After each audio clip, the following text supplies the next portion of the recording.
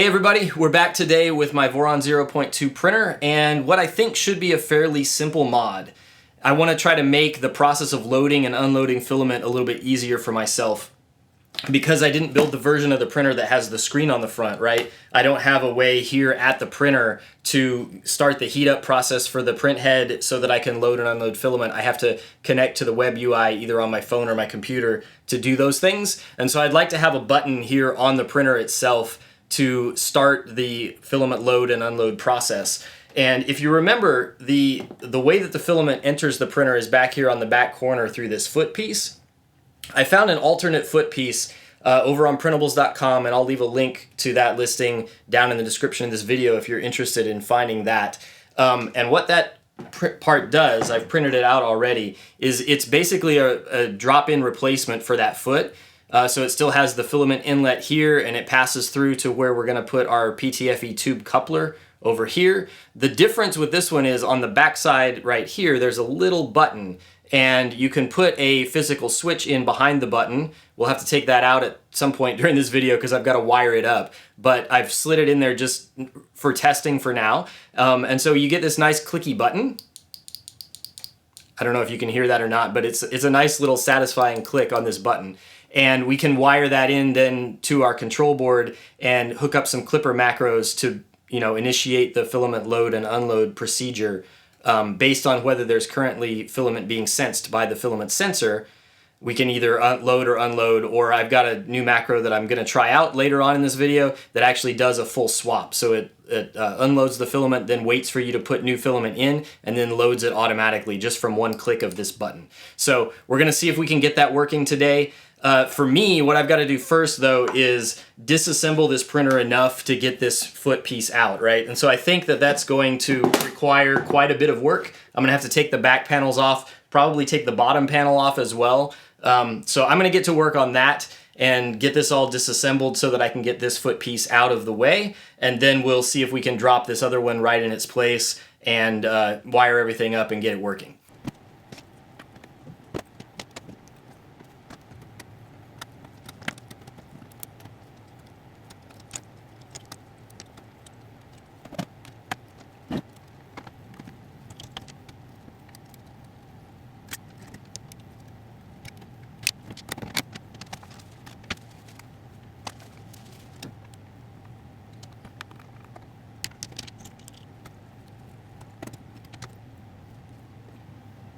Alright, so I've got this thing at least disconnected from the main body of the printer. I don't want to rerun this wire for the filament sensor switch, and so I think I'm going to just unscrew this and leave this switch hanging here, and then we'll install it on the new foot in a little bit. And then the other thing I'm going to need to do is try to get this PTFE tube coupler popped out of here. I do believe I have a spare, so if I'm unable to pry this out of here because it's just press fit in place in this plastic, or if I damage it as I'm trying to pull it out, I'm pretty sure I have a spare somewhere in my storage, in my spare parts bin. So we'll try to get this one out and reuse it, and if I can't do that, then I will go and find a replacement and put that in there in place of that. So let's get this thing disconnected. Being careful because I know there's a bearing in behind this switch, so when I pull this off I need to make sure that I don't lose that bearing. There it is. So we'll set that off to the side. We'll use that again. The filament runout sensor setup in the new piece, which is right here, you can see is basically exactly the same. So these pieces are exactly the same as one another, so I think the fit is going to be fine. The only difference is this button here on this one, and then the slot that was cut down here for that other switch to go in. So yeah, that's looking good. All right, I'm gonna try to take this thing off and so that I can reuse it. We'll see how that goes.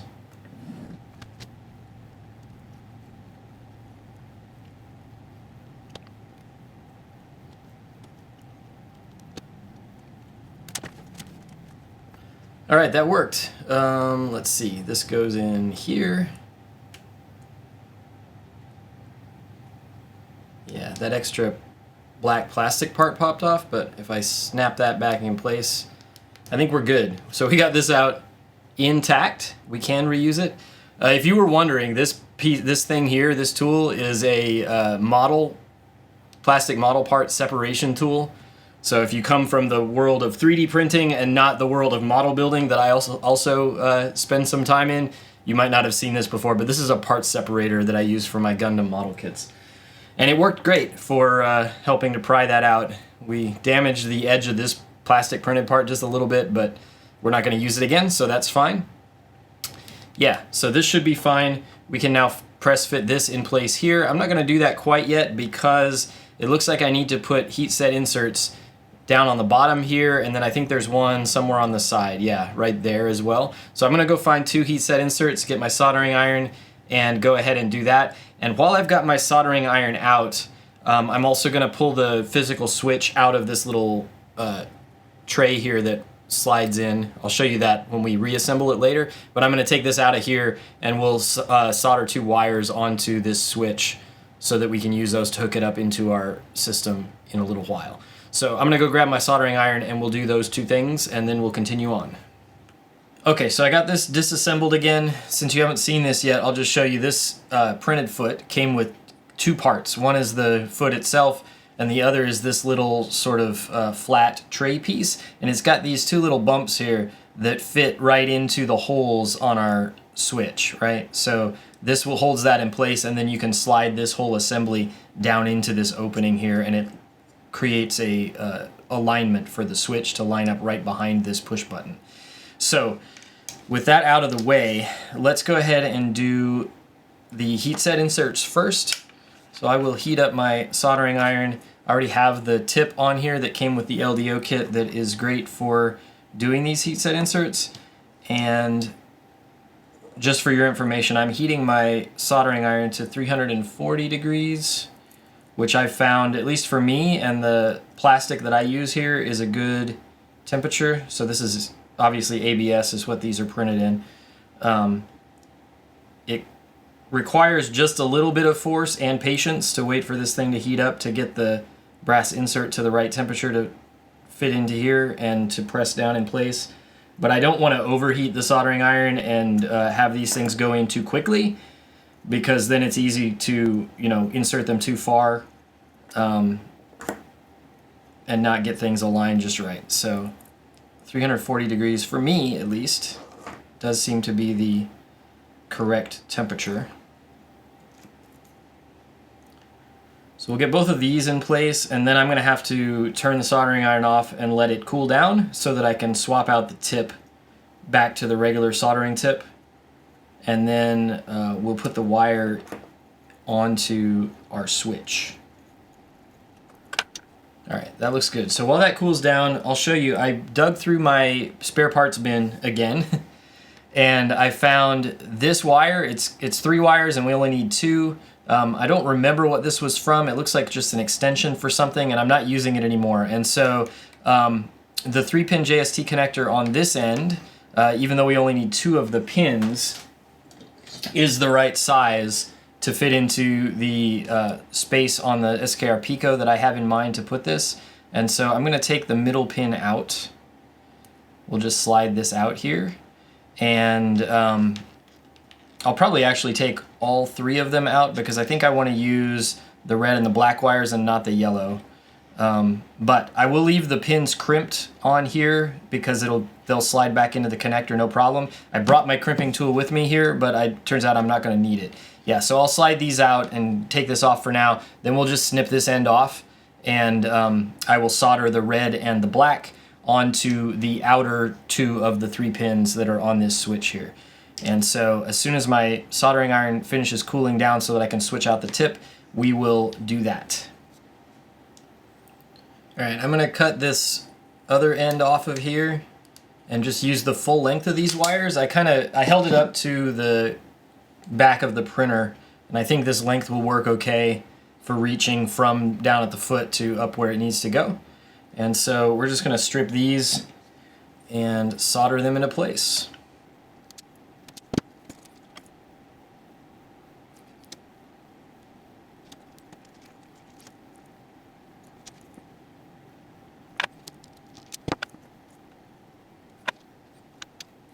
Alright, so that's looking good. And now I need to figure out, if I slide this in, I'm pretty sure that these little metal legs coming back off the back of the switch here are going to have to be bent a little bit so that they don't run into the plastic back here.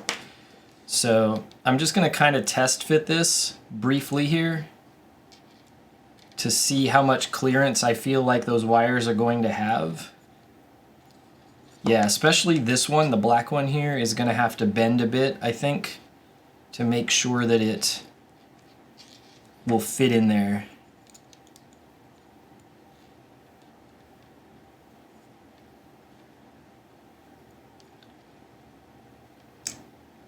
Alright, that looks like it's going to work. We can actuate our switch. That's working well. Nice.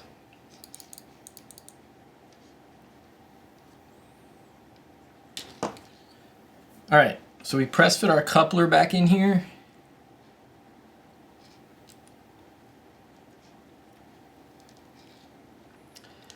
That fits a little more loosely than it did the first time in the other printed part, probably because we've already put it into a part and pulled it back out again with that little part separator trick that I used.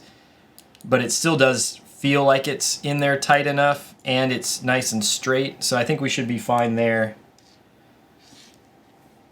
Alright, if I get the printer back up here then, the other switch, the switch that screws in up here for our filament runout sensor, is still attached to the printer. So I'll clean this off the desk and I'll grab the printer back up here, and then we'll get that in place and put the filament sensor back together. Right, so here's our wire for our filament sensor switch. I've got to put this bearing back in place here. It just drops into that opening. Make sure it's down in there all the way. I think that's good. I'm just going to grab a piece of filament here and run it through here to make sure that I'm contacting that bearing and pushing it up just slightly when the filament goes through, which is what we want. Alright, so now I've got to hold this in such a way that I can screw this back in place while also not dropping the bearing out of that slot. Maybe just like so. Nice, okay. And let's test that again one time.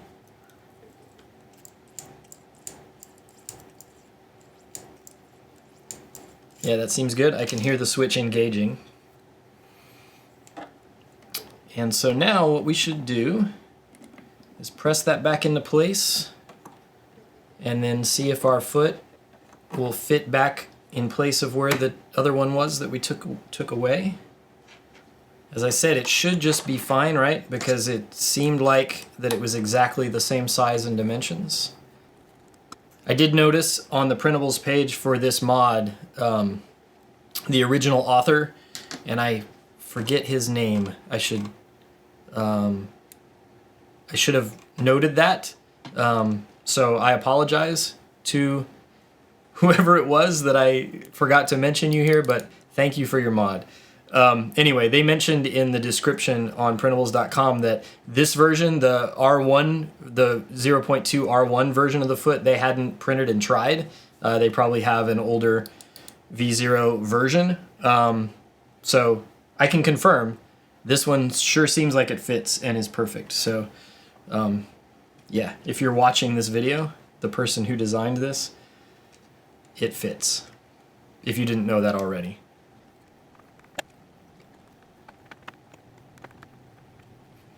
Alright, that looks good. Before we put the back skirt back in place, I just want to think about how I want to route this wire.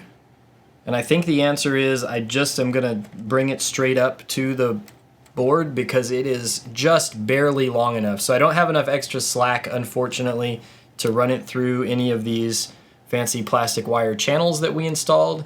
I'm just going to bring it straight up and plug it in right here. And then we'll have to look at the schematic and figure out which pin numbers that is, that corresponds to, so that we can configure Klipper appropriately. But yeah, that should work right there. So with that now, we can drop this side skirt back in place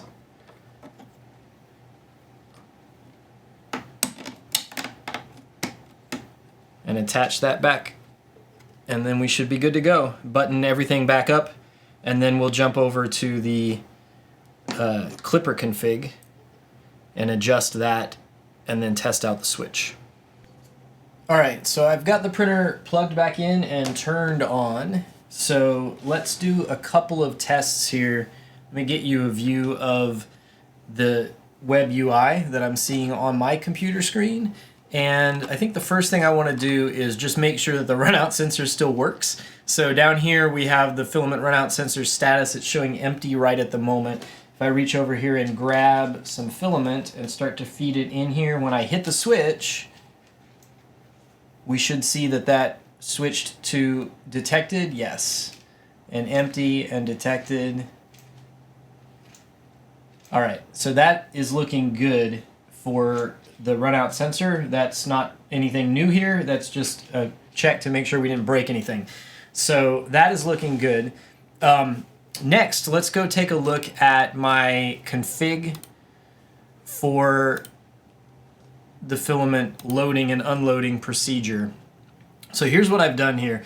We already had the filament sensor, the runout sensor in place. I've added this G-code button, and so I plugged that into the GPIO 29 pins on the SKR Pico. And if you're curious, I've been referencing this image here that I found online, and I'll link to this in the video description, which is a good pinout image that shows, you know, where all of the connections are and what they map to. And so, yeah, the spot where I plugged ours in is IO29, and so we've got that set up here.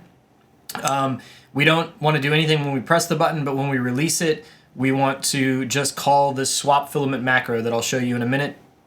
And we're calling it with a default temp of 230 degrees. I feel like that's a good middle ground sort of between PLA and ABS, which are the things that I print with most of the time.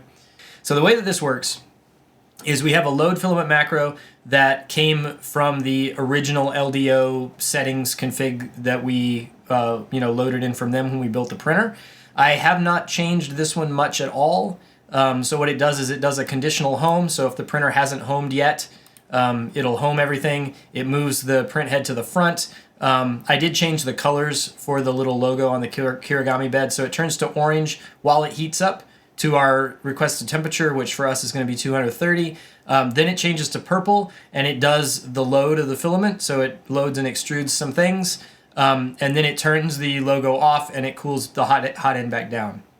So what we should see is orange, heat up, purple while it loads, and then turns off and cools down. Likewise, the unload does a similar kind of thing. It homes if it needs to. It turns orange, it heats up, it turns purple, it unloads, and then it turns off and cools down. Now what I've added is this G-code macro for the swap filament with a bunch of delayed G-code things that it needs for its use. And we'll go through this really kind of quickly, and then I'll show you how it works. So this is called swap filament, and what it does is it unloads filament if there's filament in the system. Then it waits using the filament runout sensor for you to insert new filament, and then it loads that new filament. And so the way that that works is it checks to see if the runout sensor is currently detecting filament. So if that's true, then it knows it needs to unload first. So it'll call this unload. And then once the unload is finished, it changes the logo to teal to let you know it's waiting. And then it starts to run every 1 second. It runs this delayed G-code called wait unload, which is waiting for you to pull the filament through so that the filament sensor detects that it's gone. And then we'll see what that does in a minute. If there was no filament in the system at all when you first started, it skips that whole thing, and it turns yellow, and it waits for you to load the filament. So this if statement here is just to detect whether there's filament in to start out with when you start to swap. Because if you're swapping and there's nothing in there, it doesn't need to do this first part where it's unloading. It just needs to wait for the load. So in either case, it gets to these waiting states where all these wait, unload, and wait, load do is the wait, unload, for example, waits until the filament sensor detects that you've taken the filament away. So as long as the filament is still detected, so filament detected is true, it continues to wait.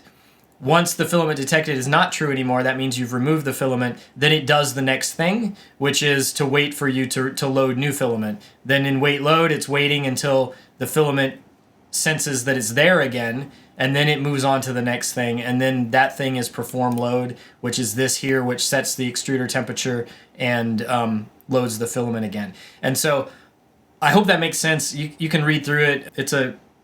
Doing delayed things in G-code is a little strange. So all it's really doing at the end of the day is it's unloading the filament if there's filament in the system. Then it's waiting for you to load new filament, to take the old filament out and load new filament in its place using the state of the filament runout sensor. And then once it's detected that you've done that, then it loads the new filament in place. And so with all of that said, we should be able to go back here to my dashboard, and we should see, if I start to execute this thing, we should see things start to happen. So what I'm going to do is I'm going to grab this filament, I'm going to reach around behind the printer and push the button that we installed on that foot. And so we should see something happen as soon as I click this button. Yeah, so I did that, and because the printer is just newly rebooted, it has to home, right? So that it can move the print head to where it wants to be.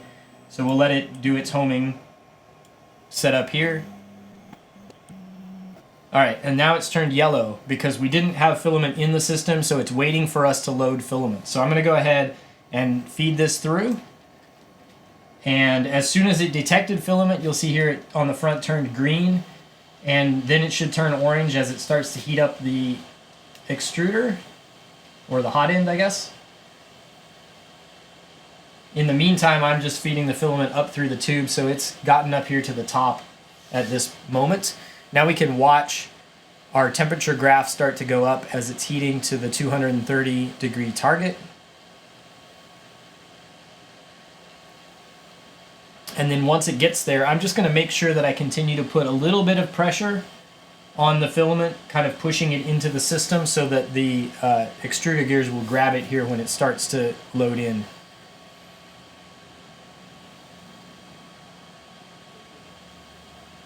But I don't need to do that until I see the temperature go all the way up. Now, I suppose, like right now I'm looking at the web interface, and the whole point of this is to be able to load filament without looking at the web interface. And so if I'm not looking at it, I can't tell what temperature that the hot end is at, so I don't know when the loading is about to start if I'm not looking at that graph. So that'll be just something I have to get used to remember to continue to put a little bit of pressure here. All right, so I can feel that starting to feed in. The spool is turning, which is good. And we should start to see a little bit of a purge come out through the nozzle here.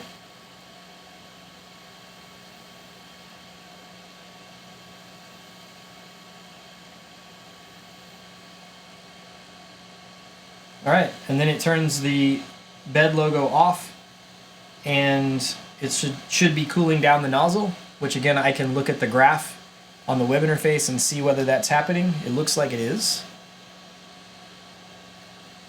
Excellent. So we've loaded filament using the new little button on the back of the printer. So that's one of the sort of 3 use cases that I have for this. The next one is if you have filament in the printer already, and then you're going to unload it and load new filament. And so if we hit the button now with filament in the printer, so I just press the button, what we should see now is, again, this turned orange because it's heating up. And then once it gets up to its desired temperature, which again is 230, we should see it change colors and unload the filament for us. And there it goes. So it changed to purple. It's doing an unload. We got a little bit of a extra bit of filament come out the nozzle there, but that's probably fine. And then when it's done with the unload, this should change colors again. Yeah, it's changed to like a teal color. So that's signifying now it's waiting for me to unload the filament, to actually physically take the filament out. And so if I unspool this, there we go. And so the filament is out now, and it changed colors again to yellow. So that's signifying it's waiting for me to load new filament in place. Now we can go ahead, I guess, and talk about the third case for what I'm going to do here, and we won't demonstrate this again, but if I'm unloading filament and I don't want to load new filament, now the printer's sort of sitting in this waiting state, right? It's waiting for me to load filament in, and it will continue to do that forever until I load new filament in, the way that the macro is written. But in my case, if I'm unloading filament out of the printer and I'm not planning on putting new filament in, my plan is always to just turn the printer off. So at this point, I'll just reach around the back of the printer and hit the switch and turn it off. And so the fact that it's sitting here waiting for something to happen doesn't matter. But in this case, if we want to load new filament in, I won't swap the spool right now because I don't have another one handy, but we can just go ahead and grab this and start to put it in. And as soon as the sensor detects that it's in there, it's changed the color again, and it's now reheating the nozzle to get it back up to the 230-degree temp that we wanted. And then while it's doing that, I can go ahead and feed the rest of the filament up to the top of the print head here. And then as soon as the nozzle finishes heating back up, it should load that filament in. So yeah, that's working well, working as intended, as I thought that it would. Yeah, I'm excited about that. Seems like it's working. I'm not sure if that amount of purge is going to be enough when I'm swapping colors to, completely purge the old color out of the nozzle. So I may have to play around a bit with the length of that purge. Yeah, so I might make some little adjustments like that, but the basic timing and the sensing of the filament sensor to know when to load and unload, all of that seems like it's working great. So yeah, I think that's going to do it for this episode. I hope you enjoyed it. I hope that maybe you'll try something like this mod on your printer as well. Sure seems like it works well for me. And again, if you had a screen on your printer, you might not need something like this. But especially for my version here without the screen, it's really nice to be able to initiate those filament load, unload, and swap just from a button on the physical button on the printer. All right, so that's going to do it for me for today. I hope you guys have a good day, and I will see you next time.